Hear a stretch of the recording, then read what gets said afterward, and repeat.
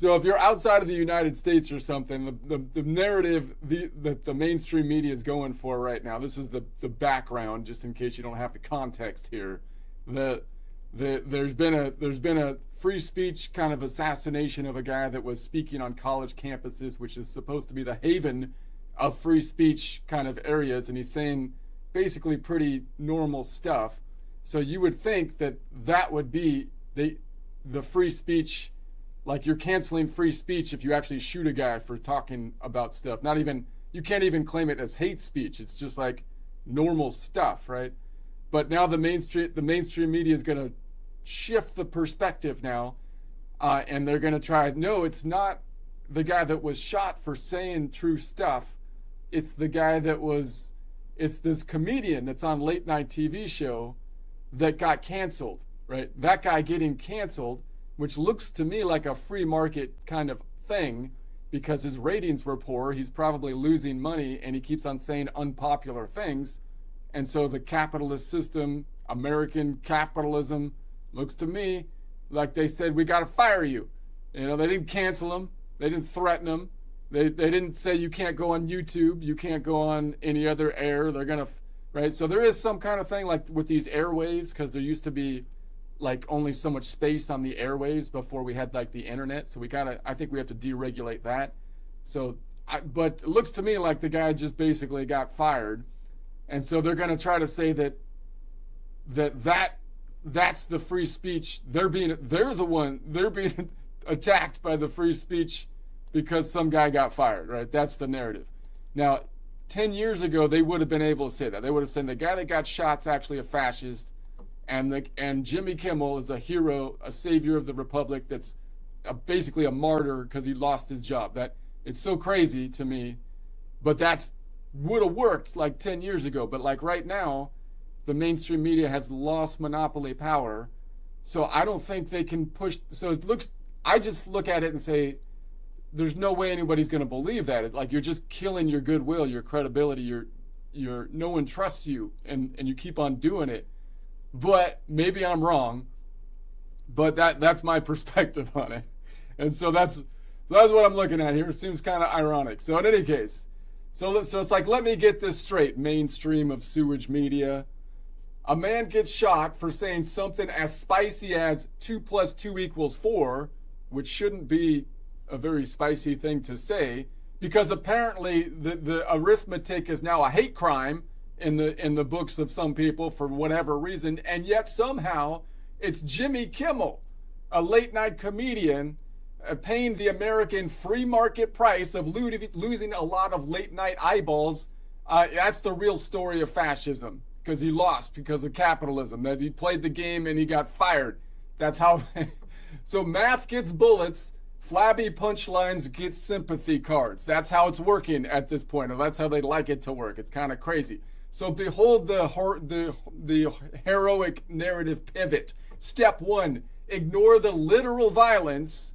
Step 2, zoom in on Jimmy Nelson's chart like it's an ER heart monitor. And then step 3, declare that the true casualty is ratings erosion, not actual violence. That's the plan here. Is that going to work? I can't believe that. But it's like calling a stub toe a national emergency while a house burns next door due to arson. The projection is award winning. They already got an award. Kimmel's going to get the next award. It was the last late night TV that got the last award. It's ridiculous. So they cry only their free speech is under attack, while sitting in a 7-figure studio, sweating only over their next advertiser break. It's crazy. So meanwhile, you have real truth tellers actually dodging literal bullets. Literal bullets. Not something you can do forever, mind you. And apparently the First Amendment now covers, please keep laughing at desk jokes about basically spray tans, for crying out loud. It's like, poor Jimmy. He's in fear of it. He's not in fear of his life, just free market driven prime time slot. He's in fear of losing it. That's how the market works. Get over it. Meanwhile, the martyr math is wild here.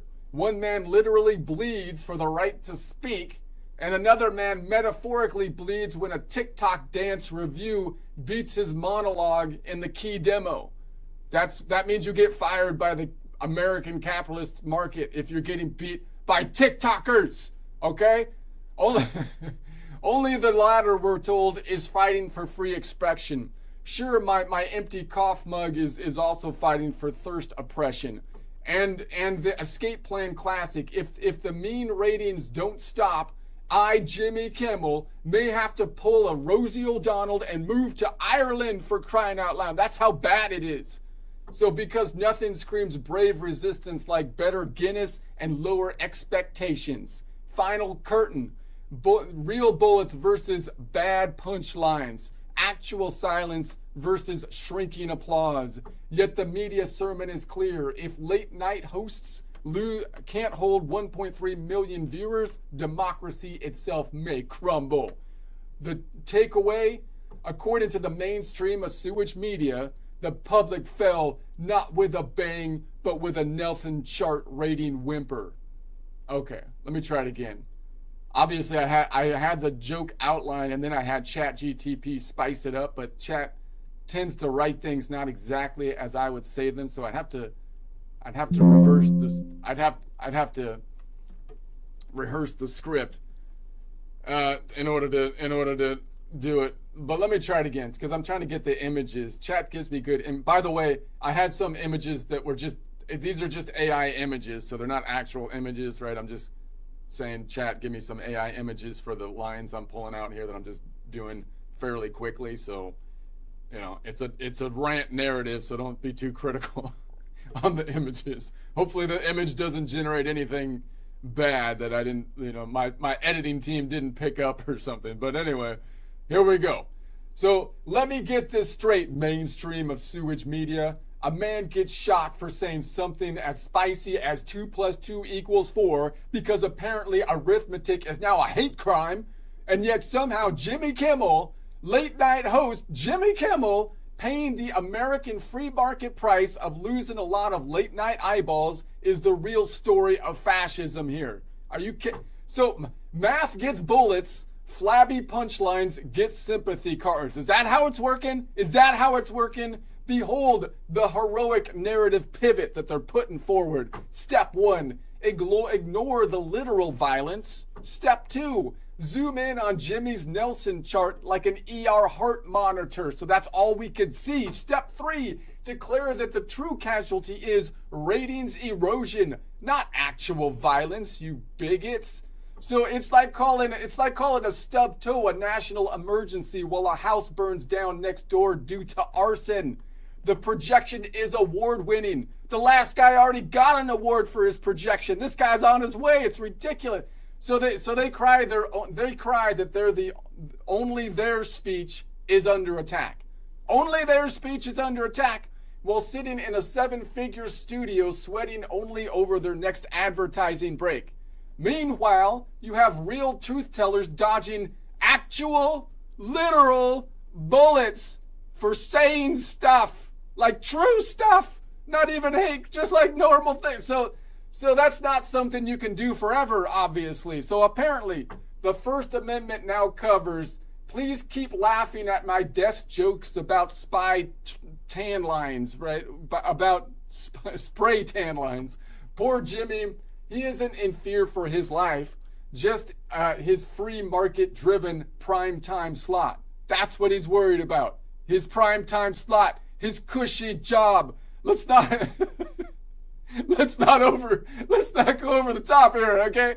So meanwhile, the martyr math here is wild. One man literally bleeds for the right to speak. Another man metaphorically bleeds when a TikTok dance review beats his monologue in the key demo. You're getting beat by TikTok, bro. You need to go. I mean, for God's. So only the latter, we're told, however, is fighting for free expression. Sure, and my empty coffee mug is also fighting thirst oppression.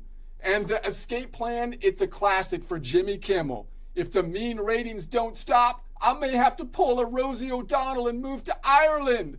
Because nothing screams brave resistance like better Guinness and lower expectations. Final curtain. Real bullets versus bad punchlines. Actual violence versus shrinking applause. Yet the media sermon is clear. If the late night hosts can't hold 1.3 million viewers, democracy itself may crumble. I don't think so. I think you're overreacting a little bit. So take note, history. According to the mainstream of sewage media, the republic fell not with a bang, but with a Nelson chart rating whimper. Is that news? Is that how you? Does that make any sense? Okay. That's my thing.